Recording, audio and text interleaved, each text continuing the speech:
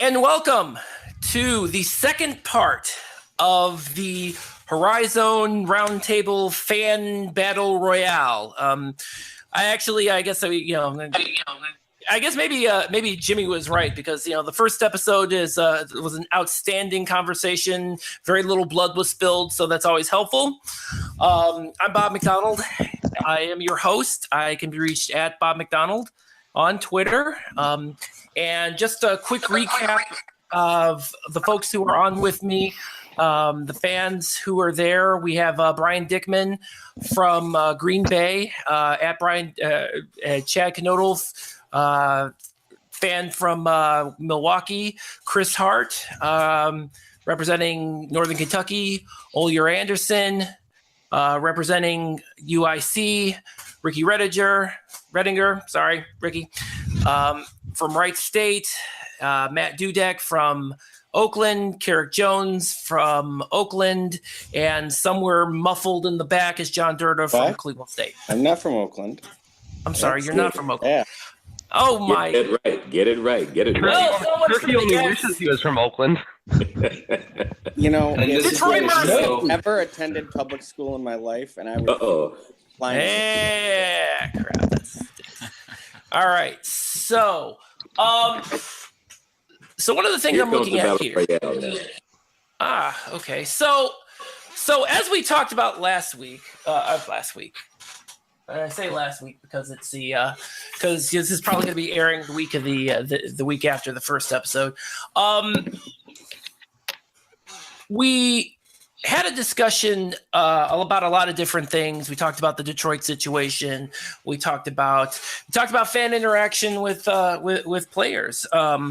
The one thing and I talked kind of about the future of the Motor City Madness. But the one thing we did not talk about the first episode that I really want to discuss is, I don't know if you noticed, but we have this glaring lack of IUPUI representative.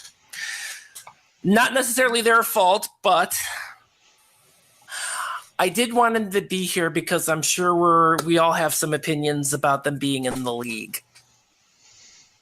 Don't we? Terrible. Yeah. You know what? I'm going to start. I have strong opinions on this because we were in the Summit League. They came over. I'm used to them from the Summit League, and I was not excited about them. I thought we were going to get Fort Wayne, which would have been helpful for baseball and all that.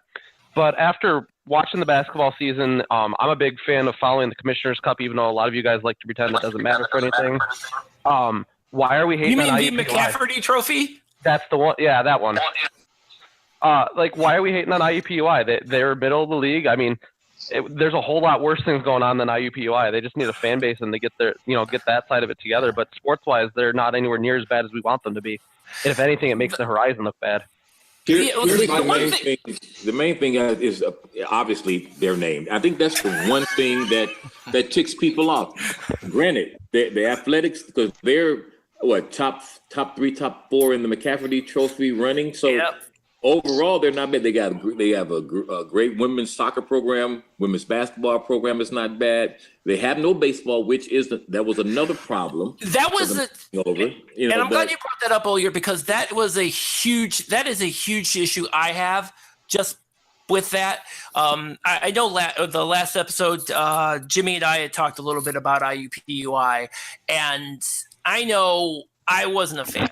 I wasn't a fan of it. I thought it was just kind of a last-minute panic ad, and I know I can't be the only one who was completely bagging on this pick. I thought they were going to be crap in men's basketball, and they were going to bring everybody down. And what do? They finish in 5th place. Well, I didn't think that because they still didn't the year before they came in Division One, though. I'm sorry. They didn't win a Division One non-conference game, if I remember correctly. No, you're confusing IUPUI with YSU.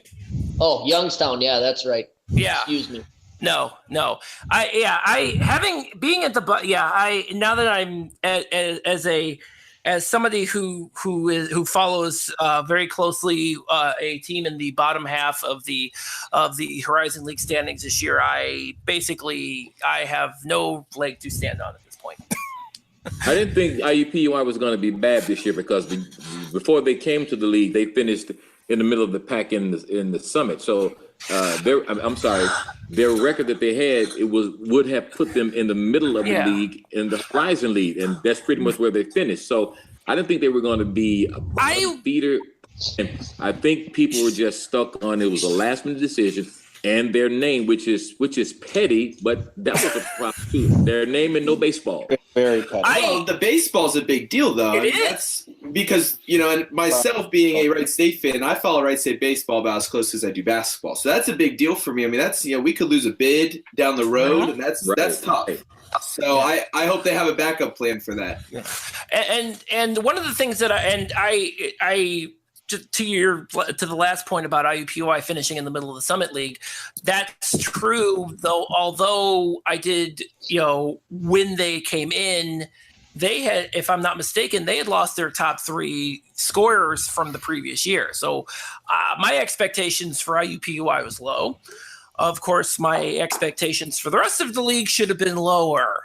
And that's where that parity came in, because it was as if they were just sliding over instead of moving up at this point, because the trajectory of the HoriZone League was just going down. Flatline. I don't expect it to be as big of a dumpster fire as it was, but when you have 2 assistant coaches not listening to the head coach, that generally tends to be a dumpster fire.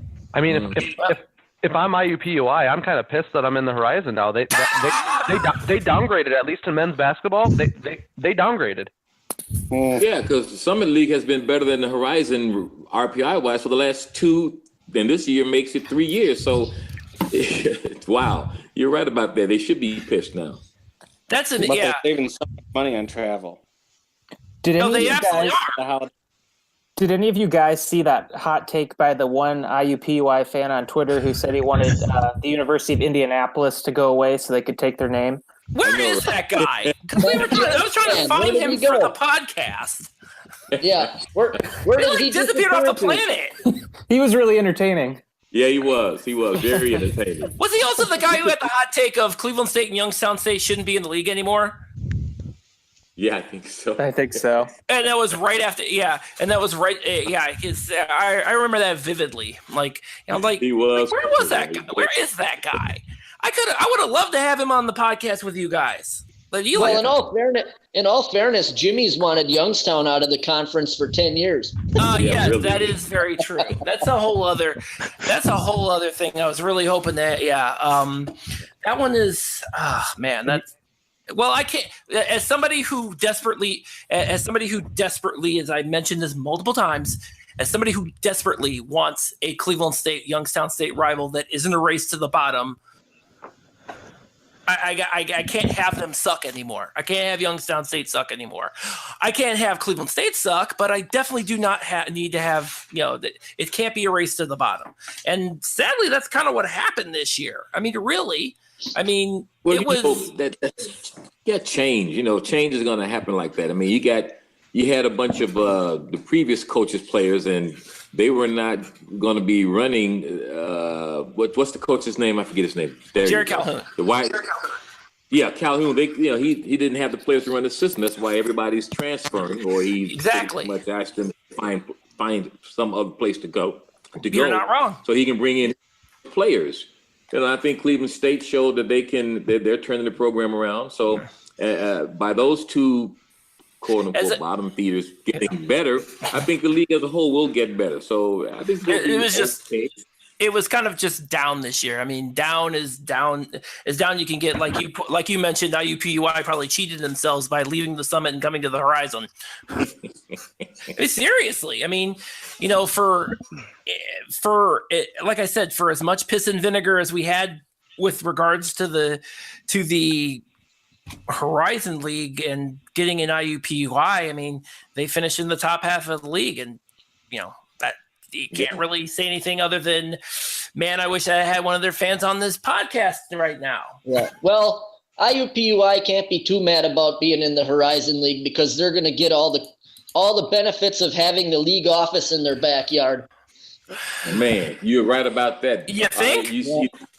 Look at LaCrone. He's always hanging out on campus, doing things with them. I mean, if you even watch the press conference, the dude was like, "My goodness, I am so glad I've got IUPUI in the league." He was doing backflips. It was so Of course amazing. he did. I'd never seen him do a press conference like that for any other school that they invited into the league. This guy was just, oh my goodness, yeah. like real marriage. Well, if you think about it for a second, I mean, at some point in time, the Horizon League schools, if they didn't bring in IUPUI, they're going to look at the Horizon League being in Indianapolis and saying, nobody's there. That's one of our member schools. Maybe you should think about moving somewhere else. I'm sure that's why he was over the moon about that. Yeah, could have been. Wouldn't doubt it. I don't know. I think it's one of those things where it's, but one of the things with IUPUI coming in, the Horizon League is now at 10 schools. And as you all remember, when IUPUI came in, we had this, we were all collectively at our respective message boards and whatnot. We, blogs, whatever. We were all having this conversation about expanding the Horizon League. And then Motor City Madness came this year, and Lacrone said, we're good with 10 schools for now. So, for as much discussion as we had, does it seem to anybody else that we got for as much discussion as as was had about potentially expanding to to a 12-team conference? I mean, wait. He said this at this past Motor City Madness. He said we're staying at 10. Yes, for the time being, they're not expanding for now. I missed that. Are you waiting serious? for the next Power 5 domino? Yes, and if I think it was Tony Paul who had tweeted this out about he actually had a story about this because he was doing all the Motor City Madness coverage. Outstanding Detroit news. Follow Tony Paul if you want. Was it Tony's great? 1984 on Twitter. I'd love to have him on the podcast at some point, but he did mention the fact that they're staying at 10. Lacrone's not a fan of associate members, even though he's got Belmont as a soccer member. But not anymore. They're done. Are they now? Oh, yeah, wow. I missed that. This was their last season. They're going to the Southern. They're going to the Southern League now, so they're done. Yeah, it makes sense. But he doesn't. Yeah, no wonder he doesn't like associate members because they're all even Belmont's leaving them. But the big thing with that is you still have a situation on the baseball side where you don't have that many teams now, and it is. I'm trying to wrap my head around why that's not being discussed more. Because they still have 6 teams, and you're fine until you get to 5. As long as you have 6 teams, you still have your AQ. But once you go below 6 to 5, then you can petition the NCAA. But right now they're okay. Okay. But what happens when a team leaves suddenly? I mean, haven't we seen that already? Yeah. I mean, that's my concern with the baseball bid is that's all I looked at it as, and that's if they lose that bid, I'll be pissed. I mean, I'd be pretty hot.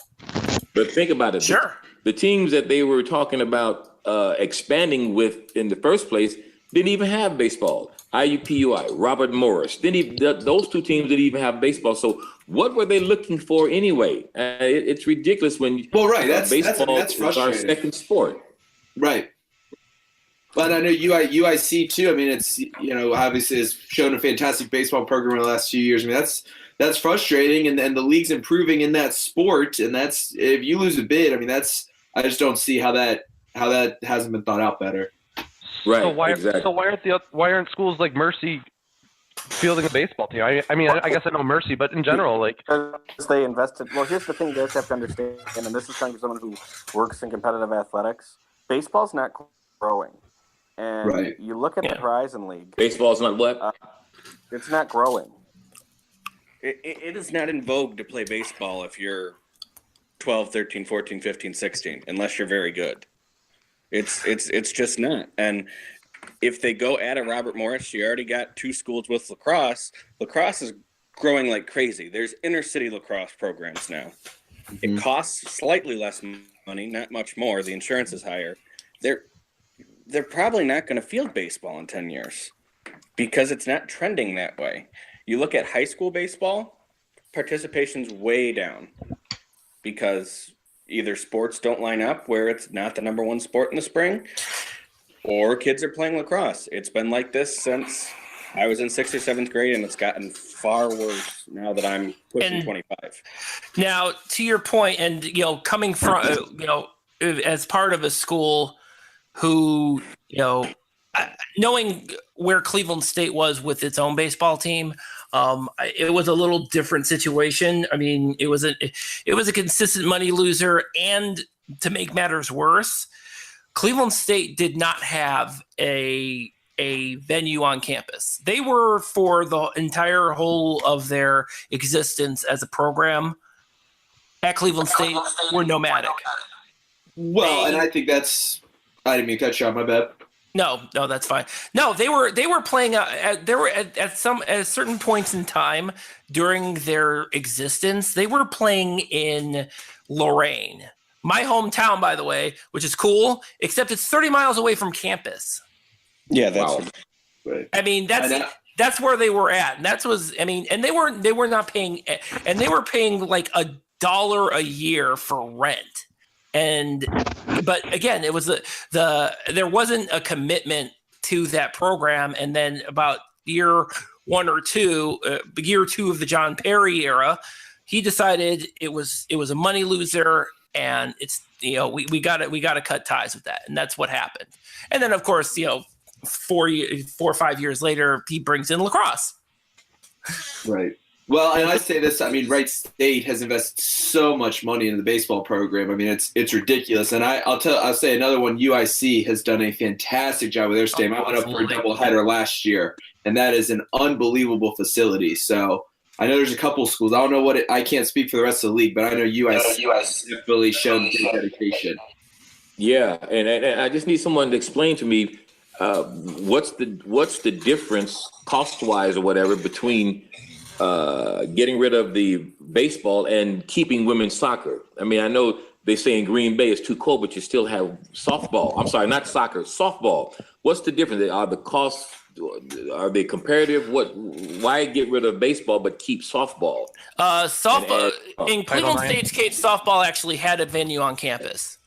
And so that's. But overall, in a lot of the programs, Detroit got rid of they got rid of baseball, but they kept softball. So the teams that have softball, Title IX. Okay, yeah.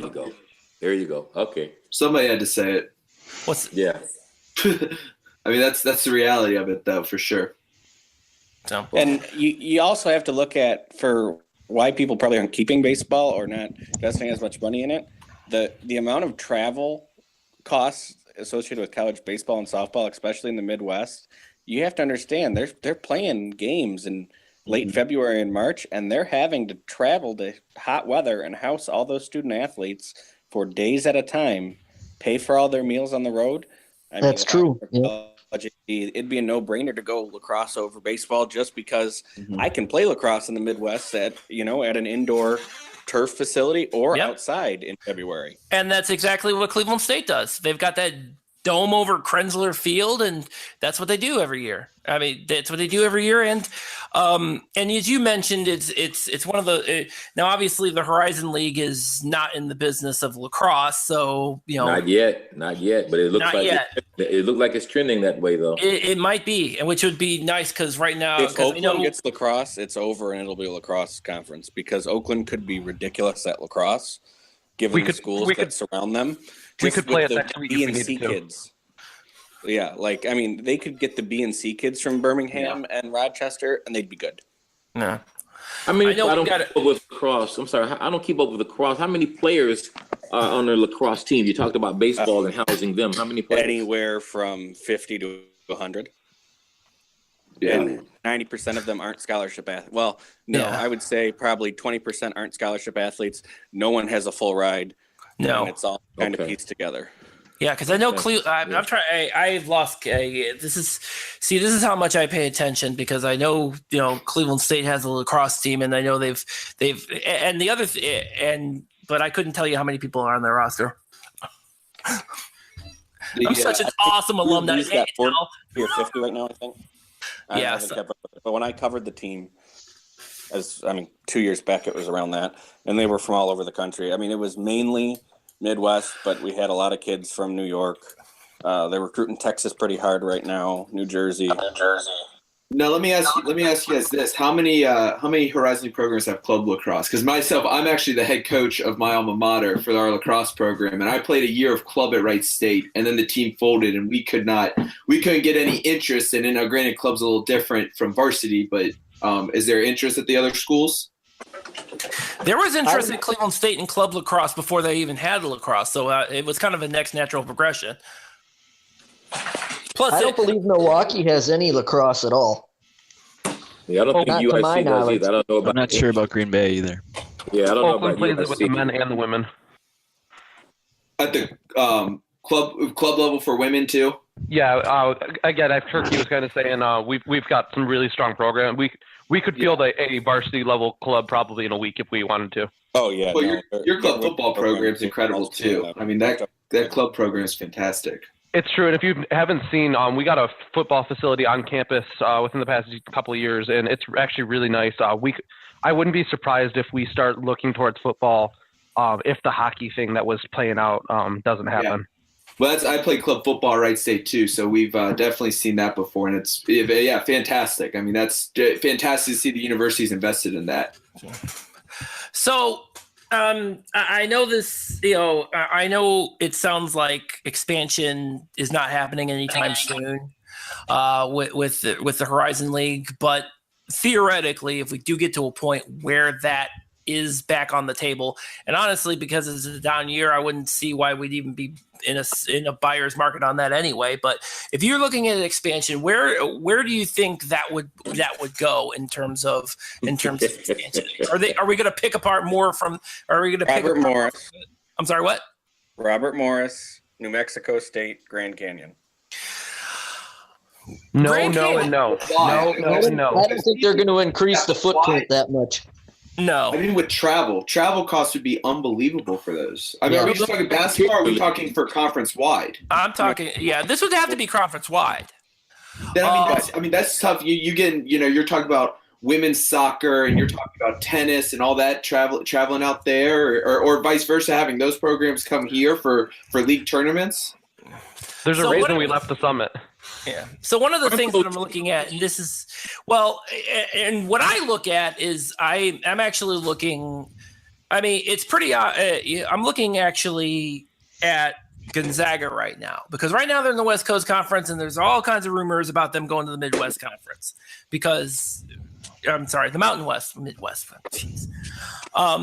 West Conference. And that would potentially lead for a school probably out of the WAC, probably a Grand Canyon, maybe Seattle, I don't know.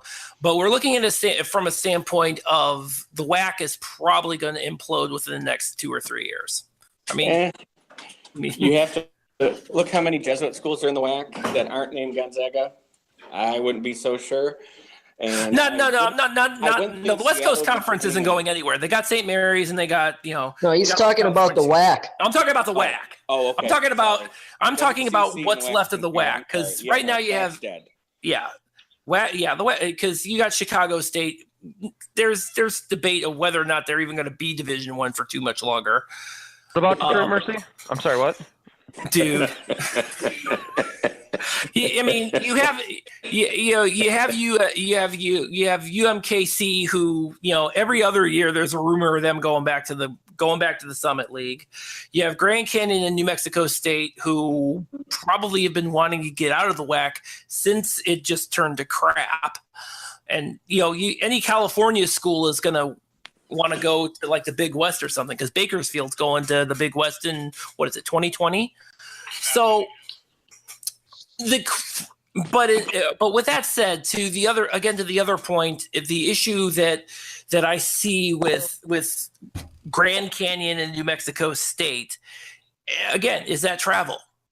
I mean, yes, right now Grand Canyon has money up the wazoo, but that's the nature of nature of what they do. But is that money that if they say in the off chance they actually end up in the Horizon League, and I'm not saying that they will, but in the off chance that happens, I mean, are they the ones going to be footing the bill to compensate for the massive amounts of money it's going to take to travel to Arizona for everything? Even if they were, I mean, it's a straight flight. It's not like they have layovers or change flights. True. It's a straight shot. So it's not like, and it's the cost is not inexorbitant. Just get on a plane, straight shot to Chicago, or most of our cities are big cities or near big airports. Mm-hmm. They fly right to the places, bus it to the school, get back on the bus, and get that straight air shot back home. So it's not, and if we were to expand, if we were to expand, now you expand, you're gonna to make costs even more reasonable. You're probably going to go to divisions. So now you're only flying to Phoenix and New Mexico every other year. You're not going to do it every year. They'll fly in one year. We fly out there the following year. So I don't see the real big cost in it. But and probably not so much to the Grand Canyon point, but to the New Mexico State point. What exactly would be their benefit other than getting out of the whack, which is imploding? None now. And that's one of the reasons. So I don't know what Lacron is talking about. The reason we're not expanding, the reason we're not expanding is nobody wants to come here anymore. We're the 20-something rated conference now. We're not 10, 11, or 12 anymore. So we don't look as good as we used to. So we're not expanding because we're not buyers any longer. So until we get back to where we were before, or right after Butler left, because when Butler left, we still were pretty decent. But until we get back to being a top 12 conference, nobody's going to want to come here anymore. And like someone mentioned before, look at IUPUI. They're probably kicking themselves about now. So even the Ohio Valley is ahead of us. And that rarely, if ever, happens. So this league has lost a lot of prestige. And with that, the thought of inviting other schools. That's true. The only one that would want to come now is Fort Wayne, and that's only because of geography, because they're the outlier in the summit. They want to get out of that because of geography. They're the only one that still want to. Southern Indiana is coming to Division I. Right. It wouldn't be bad. It worked for Northern Kentucky. Why can't it? No, absolutely. Yeah, right. I don't want. And that's one of the things I'm looking at right now is that I guess the question that I pose to all of you is: has the Horizon League? I mean, have we gotten to a point where the Horizon League has turned into what I always associated with the Atlantic Sun Conference, kind of that way station to something better? Yes, I would agree with that. And if that is the case, what needs to change in order for that to stop happening? Or is it just never going to? Or are we now at a point where this conference is going to keep bringing people in and watching people leave? Is that just going to be the dynamic from here on? Has that always been the dynamic and will always be the dynamic? I'm thinking yes, because you've seen. I disagree. Well, I don't. I mean, at some point, the conferences above us are going to stop adding teams. I mean, this isn't going to go on forever. I think the Horizon will bounce back. I mean, we've got new coaches that have good philosophies. Granted, they still have previous tenure players that they're moving on, and I think the league will get better. It's going to take some time. Again, I go back to Cleveland State. It took them some time to to find themselves. But as we saw in the tournament, they can be pretty decent. Calhoun is getting rid of a lot of players. He's bringing in players that can play his system. Brandon is still bringing in 3-star players. Even our coach, McLean, he's got some decent players.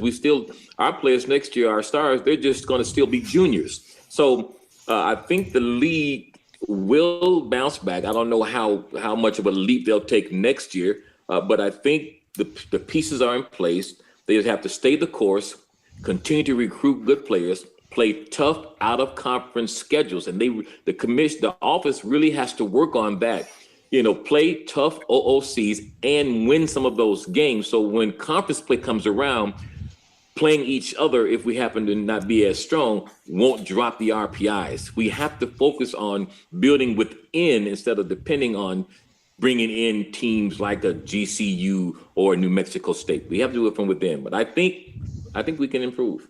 When did we change our tune about scheduling tough out of conference? Because when Oakland came in, and that was our calling card, all we got was slack from everybody about how stupid we were for our scheduling. And now here's everybody saying, hey, that's how we need to schedule.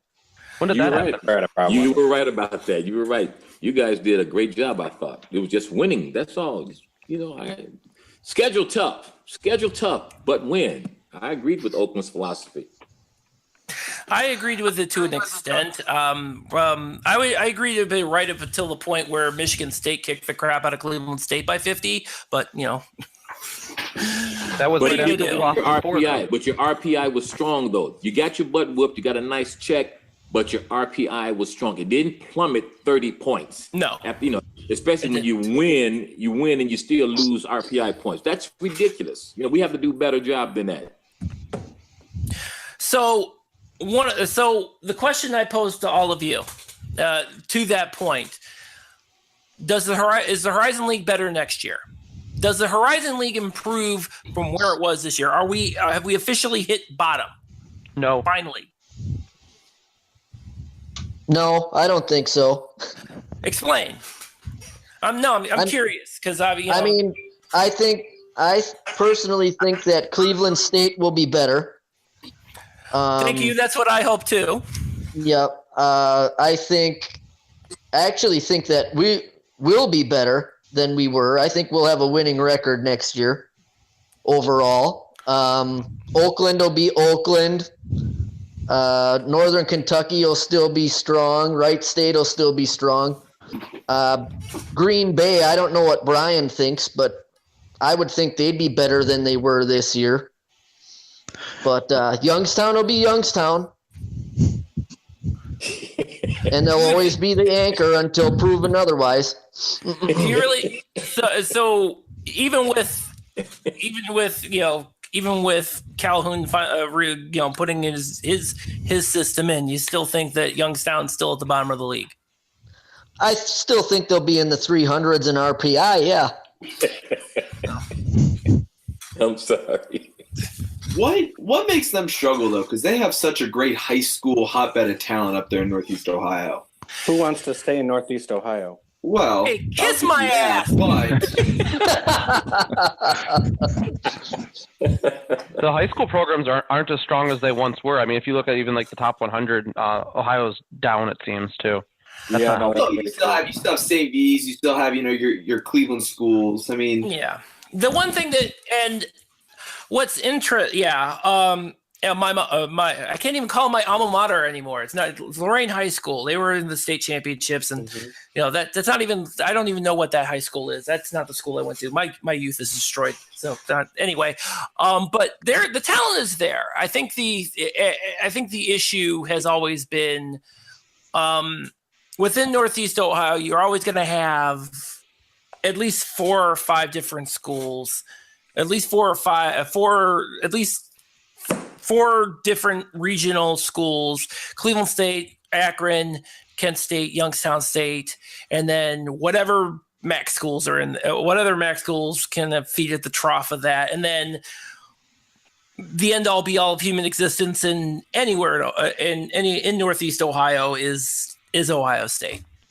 I don't know what to tell you, but I really and I really think that, I mean, I mean, Carrick, Matt, we can always still keep getting people from Michigan. We talked about seems this. to have worked out pretty well. You can have most of them. There's not a ton. I mean, after Michigan and Michigan State pick through, then we're kind of left the first looking time around. And keep in mind, they can always have dibs on second. Bryn Forbes kind of proved that. Well, he sure loved it there so much he left. Yes, I know. Again, second time around. I mean, we've got a kid coming in, Maddox, from Novi High School, which it's a great recruit, and I'm glad that we grabbed him. But there's just not that much in the area right now. No, it's slim. So going back to what Chad was saying, when you look at kids that are going to play for 4 years, whether it be academics or transferring. So, can I piggyback on what Chad was saying about some teams getting better?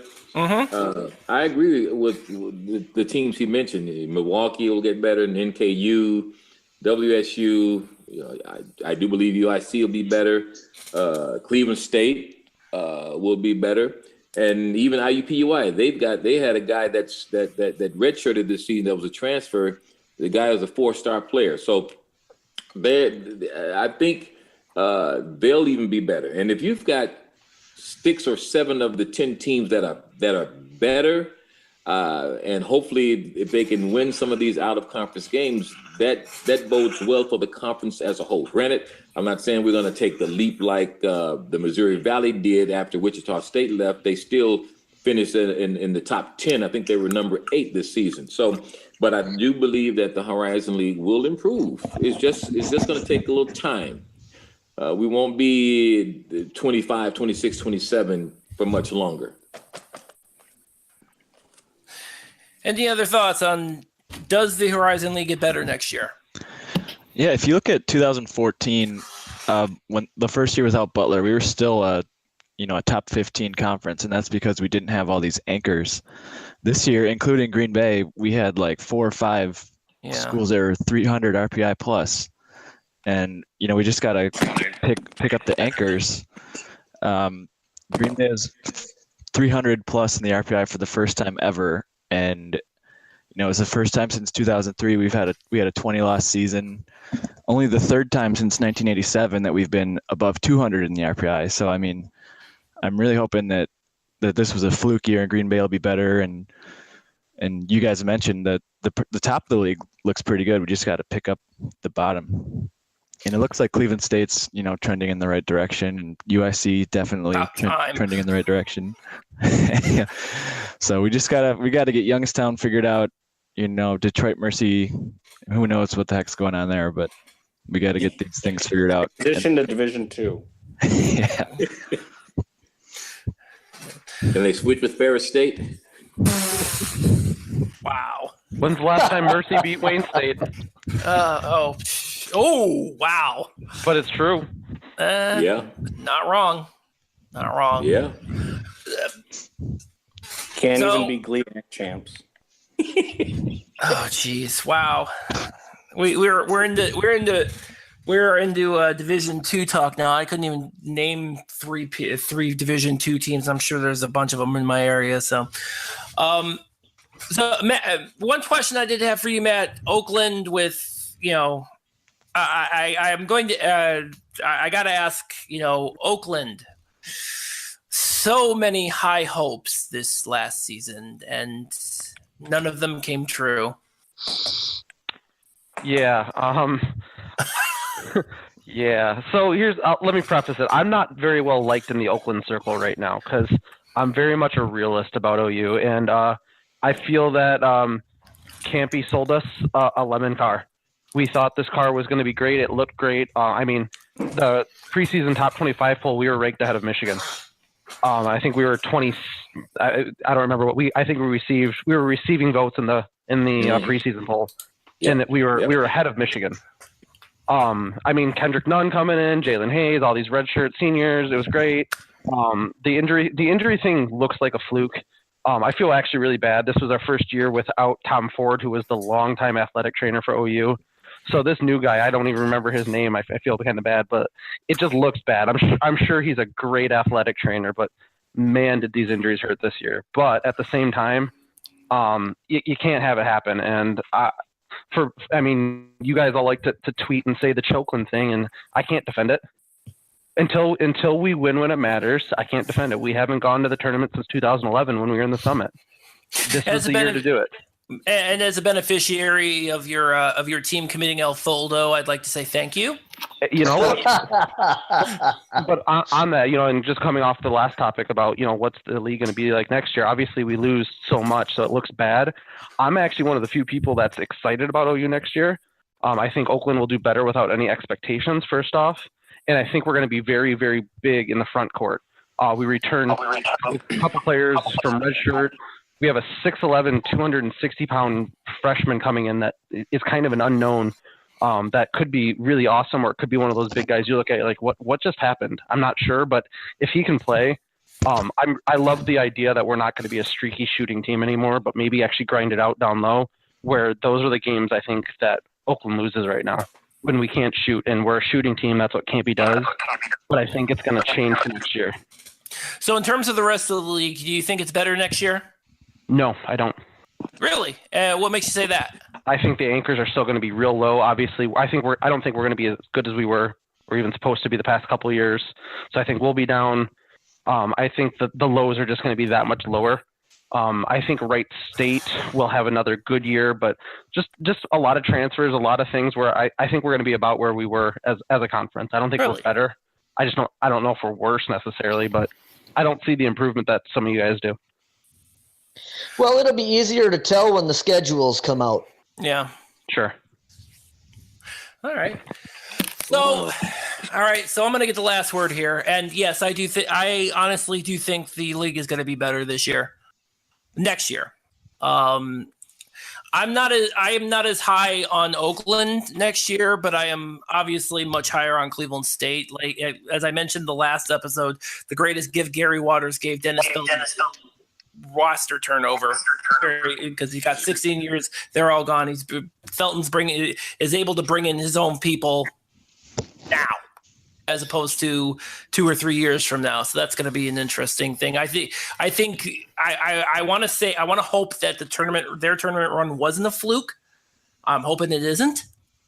But I definitely don't. I don't see them doing as badly. Wright State, I think, is going to have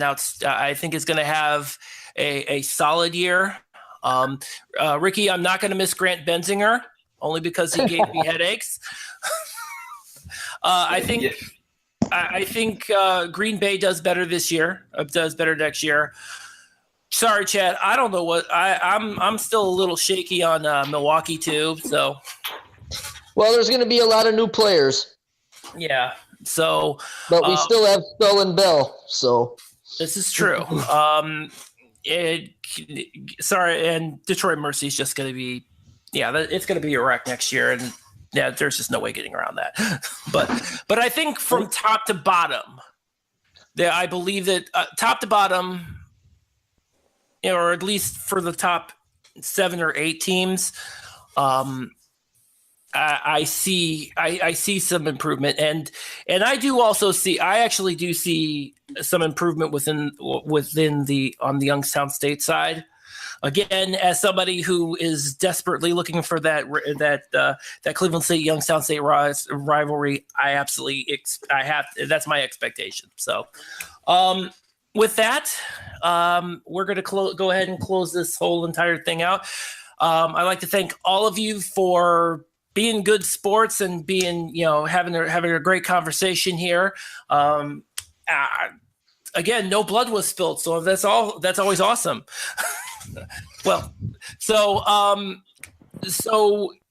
thank you all for your time, and tune in next time for another episode of the HoriZone Roundtable, and feel free look for us on sportshax.com, sportshax.com, and you can find us wherever you find podcasts, Google Play, TuneIn, iTunes, you name it.